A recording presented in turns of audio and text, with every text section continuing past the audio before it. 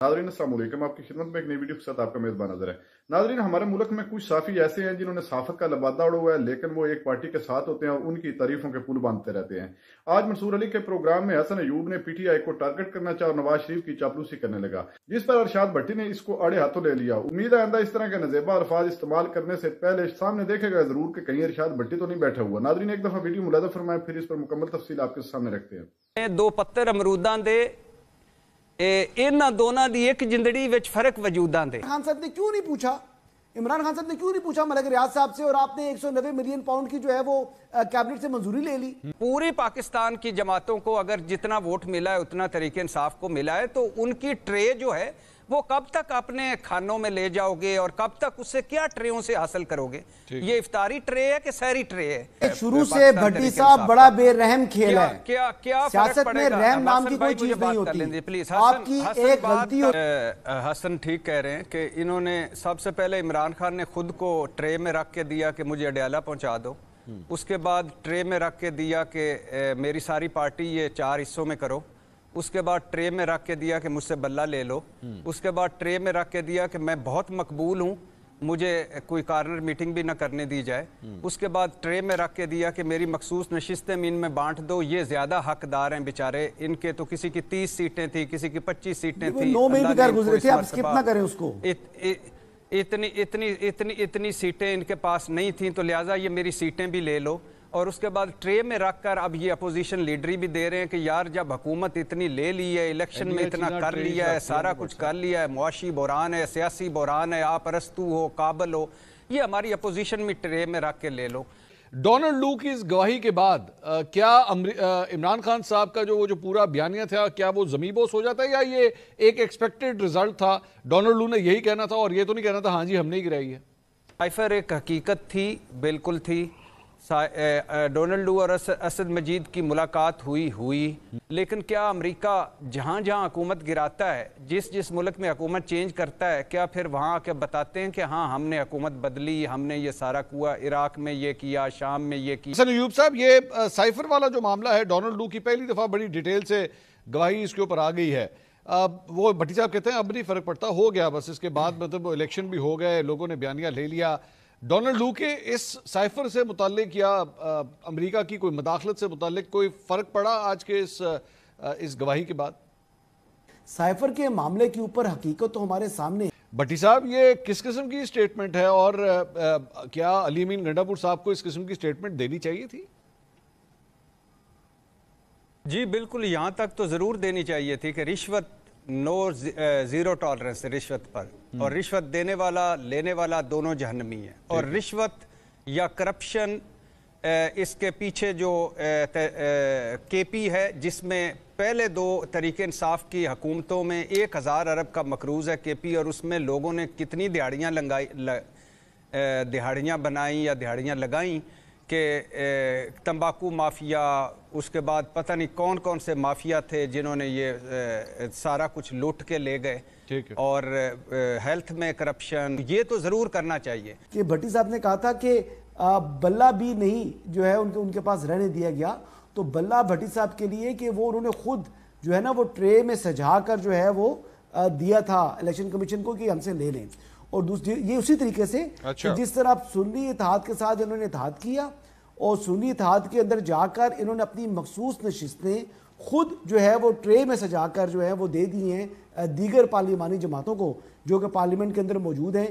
KP के अंदर तो उनके पास नशिस्तें नहीं बननी थी। ये जो इन्होंने अपना सुन्नी इत्तेहाद वाला जो है फैसला है, इस फैसले के एवज अब कुछ कम से कम अपोजिशन खड़ी हो जाएगी खैबर पख्तूनख्वा के अंदर। और अगर अभी ये बड़ा सेंसिटिव मैटर है, आपको मैं खबर देना चाह रहा हूं कि अगर जैसे वो स्पीकर नेशनल असेंबली ने खत लिखा हुआ है ओपिनियन के लिए अटॉर्नी जनरल फॉर पाकिस्तान को कि आप बताएं कि जो पार्लियामेंट्री लीडर ज़ैद कुरैशी साहब को मुकर्रर करना है तो उसके ऊपर वो अपनी राय दें, और अगर उनकी राय आ जाती है कि सुन्नी इत्तेहाद कौंसिल पार्लियामेंट्री पार्टी नहीं है, लिहाजा आप उसका कोई पार्लिमानी लीडर मुकर्रर नहीं कर सकते, तो इसका मतलब खाली ये नहीं होगा कि पार्लिमानी लीडर मुकर्रर नहीं हो सकता। ठीक है। इसका मतलब ये है कि सुन्नी इत्तेहाद के अंदर आने वाले तमाम के तमाम अरकान, चाहे वो अरकान कौमी असम्बली है या सूबाई असम्बली, वो आज़ाद हो जाएंगे। अच्छा। और जब अगर वो आज़ाद हो जाएंगे तो फिर आपको मालूम है कि फिर ان کے اوپر کوئی ڈیفیکشن کلوز نہیں اپلائی ہوں گی. 62 اور 63 سے وہ آزاد ہو جائیں گے. یعنی آپ یہ بات اس کی باریکی سمجھیں. یہ جو انہوں نے ڈیسیجن کیا سنی اتحاد کے ساتھ مرجر والا. ہاں یہ بھٹی صاحب ذرا جلدی سے کوئی کامنٹ کرنا چاہ رہے ہیں. بھٹی صاحب گو ہیڈ پلیز. جی بالکل حسن ٹھیک کہہ رہے ہیں کہ انہوں نے سب سے پہلے عمران خان نے خود کو ٹرے میں رکھ کے دیا کہ مجھے اڈیالہ پہنچا دو. اس کے بعد ٹرے میں رکھ کے دیا کہ میری ساری پارٹی یہ 4 حصوں میں کرو. اس کے بعد ٹرے میں رکھ کے دیا کہ مجھ سے بلہ لے لو. اس کے بعد ٹرے میں رکھ کے دیا کہ میں بہت مقبول ہوں, مجھے کوئی کارنر میٹنگ بھی نہ کرنے دی جائے. اس کے بعد ٹرے میں رکھ کے دیا کہ میری مخصوص نشستیں ان میں بانٹ دو, یہ زیادہ حقدار ہیں بیچارے, ان کے تو کسی کی 30 سیٹیں تھیں, کسی کی 25 سیٹیں تھیں. 9 میں بھی کر گزرے تھے, آپ سکپ نہ کریں اس کو. اتنی سیٹیں ان کے پاس نہیں تھیں, تو لہٰذا یہ میری سیٹیں بھی لے لو. اور اس کے بعد ٹرے میں رکھ کر اب یہ اپوزیشن لیڈری بھی دے رہے ہیں کہ یار جب حکومت اتنی لے لی ہے, الیکشن میں اتنا کر لیا ہے, سارا کچھ کر لیا ہے, معاشی بحران ہے, سیاسی بحران ہے, آپ ارسطو ہو, کابل ہو, یہ ہماری اپوزیشن میں ٹرے میں رکھ کے لے لو.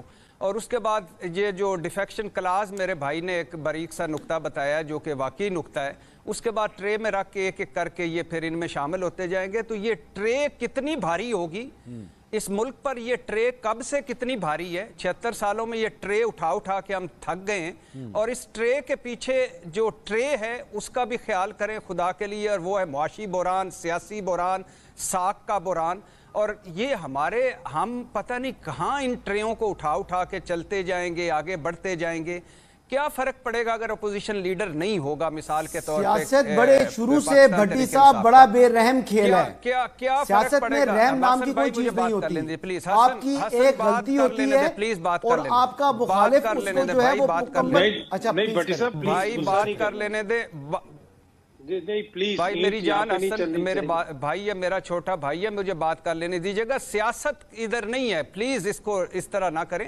ہاں یہ آپ نہیں کہہ رہے, یا آپ کی وجہ سے نہیں کہہ رہا, یا کسی خوف کی وجہ سے نہیں کہہ رہا, پہلے دن سے کہہ رہا ہوں کہ 9 مئی کا جو ایک بھی ملزم ہے اسے نہ, یا مجرم اسے نہ چھوڑا جائے. لیکن پوری پاکستان کی جماعتوں کو اگر جتنا ووٹ ملا ہے اتنا تحریک انصاف کو ملا ہے, تو ان کی ٹرے جو ہے وہ کب تک اپنے کھانوں میں لے جاؤ گے, اور کب تک اس سے کیا ٹریوں سے حاصل کرو گے. یہ افطاری ٹرے ہے کہ سحری ٹرے ہے, یا کہ یہ ایک ان کے درمیان کی ٹرے ہے. بس کر دو ان ٹریوں کو. جو ٹرے اصل آپ کو ملی ہے مسائل بھری, PDM-1 جیسا تجربہ ہم پر آپ کر گئے, آپ سارا کچھ کر گئے, اپنے کرپشن کیسز معاف کرا گئے, ایال کے ہمراہ ٹاٹا بائی بائی کر گئے, اور اس کے بعد اب آپ پھر سے مسلط ہو گئے, سارا کچھ کر لیا. ہم نے یہ بھی دل پہ پتھر رکھ لیا کہ اسحاق ڈار کو اب وزیر خارجہ ہونا چاہیے, کیونکہ اب ہمارا خارجہ کوئی تھوڑا بہت جو امیج رہ گیا ہے وہ بھی اس کو آگے لے کے چلے. تو اس ٹریوں کو خدا کے لیے اللہ کے نام پہ سارا کچھ کر لو, ہمارے مسائل حل کرو اور آگے بڑھو. یہ چھوٹی چھوٹی باتیں کب تک, الیکشن کمیشن بھی ایک ٹرے ہے. حسن صاحب بول رہے ہیں, آپ چھوٹی باتیں نہیں ہے جی, کانسٹیٹیوشن اور الیکشن ایکٹ کی بات ہے. بھٹی صاحب اگر آپ جذباتی بات کر رہے ہیں اپنی جگہ, آرٹیکل 51 پڑھ لیں نا, الیکشن ایکٹ پڑھ لیں, اس میں بڑا واضح ہے.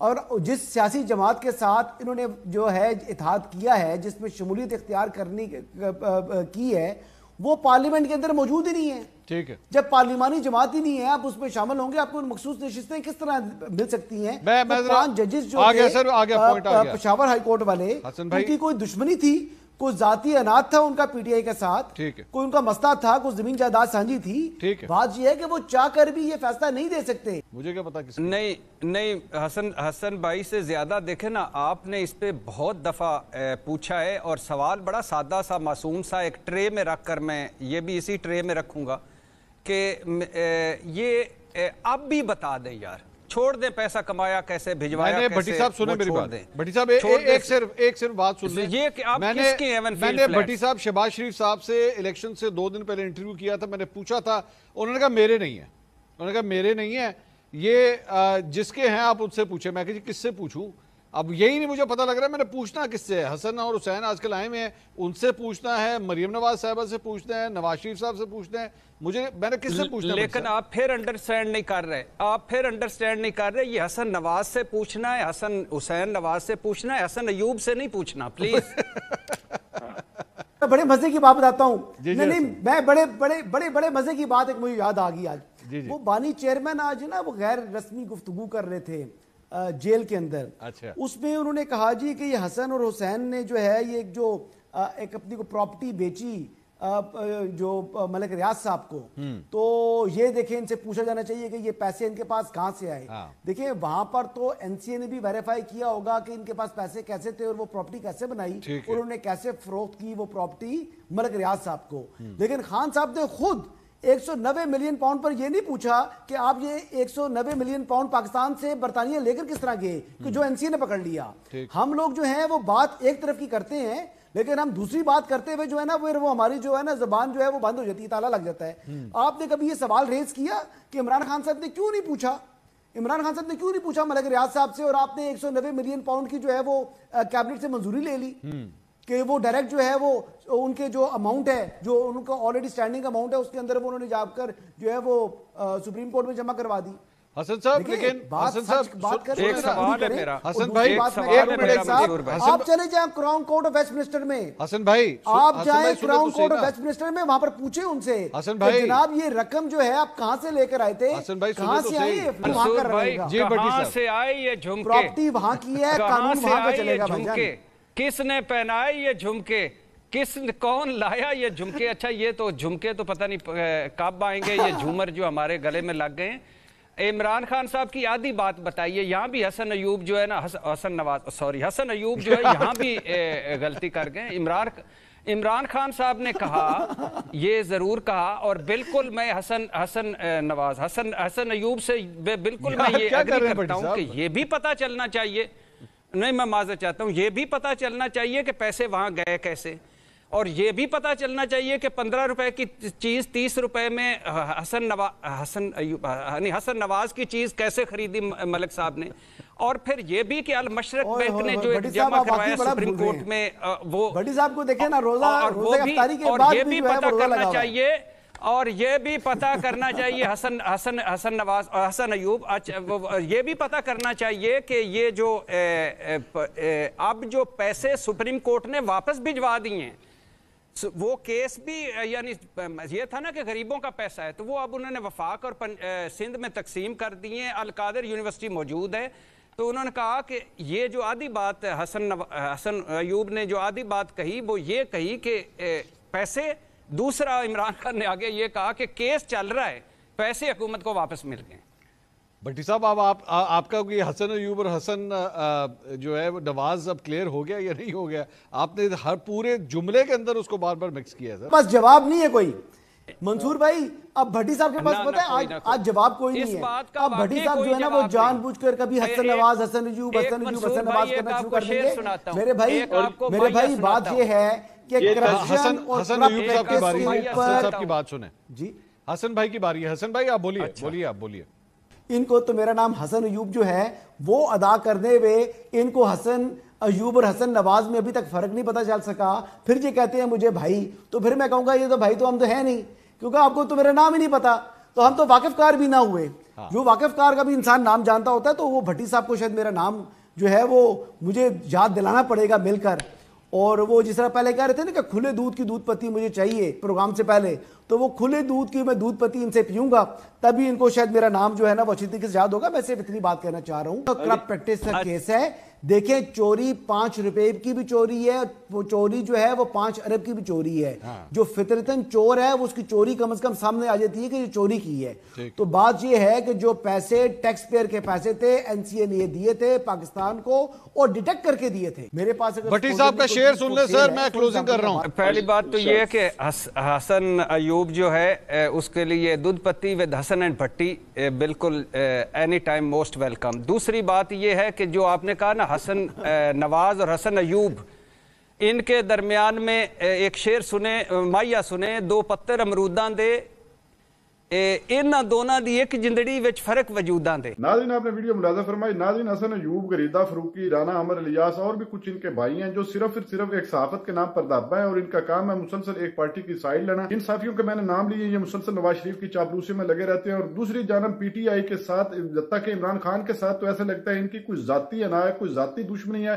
آج تک کبھی انہوں نے پی ٹی آئی والوں کی حقیقی یا سچی بات جو ہے وہ سامنے نہیں رکھی, مسلسل ان کو ٹارگٹ کرتے رہتے ہیں. اسی طرح آج حسن ایوب نے آپ نے دیکھا ہے ویڈیو میں किया है, लेकिन अरशाद भट्टी ने इसकी खूब दुर्गत बनाई है। अरशाद भट्टी एक सीनियर और दलेर जुरतमंद एंकर है जो कभी भी किसी भी सियासतदान की चापलूसी नहीं करता, जो सच्ची बात होती है उसको मंजरे आम पर लाता है। लेकिन इन जैसे लोटों को कोई असर नहीं पड़ता क्योंकि ये बिके हुए होते हैं और वही चापलूसी में ही हमेशा लगे रहते हैं। इन जैसे सहाफियों ने सहाफत को बदनाम किया हुआ है। नाज़रीन, सैफर जो है या 9 मई के केस जो है ये इमरान खान की जान ही नहीं छोड़ रहे। ये बात तो साफ वाज़ेह है कि एक चोर जो चोरी करता है वो कभी अपने मुंह से तस्लीम तो नहीं करता कि मैंने चोरी की है।